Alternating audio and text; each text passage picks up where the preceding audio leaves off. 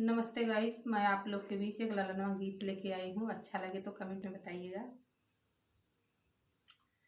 हमारे ही पापा के सोने का परतिया, यारे सोने का परतिया, अरे आंगने धरत झंझनाले रे ललनवा, अरे आंगने धरत झंझनाले रे ललनवा।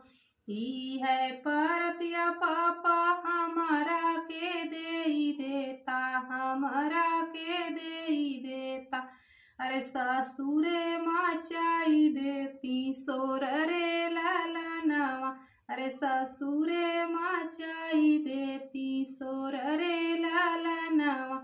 हमारे ही चाचा के सोने का परतिया, अरे सोने का परतिया, अरे आंगने धरत झंझनाले रे ललनवा, अरे आंगने धरत झंझनाले रे ललनवा।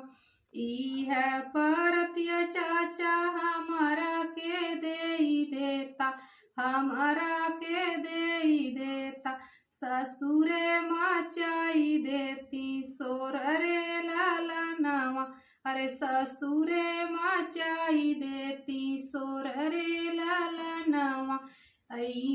हमारे ही भैया के सोने का परतिया, अरे सोने का परतिया, अरे आंगने धरत झंझनाले रे ललनवा।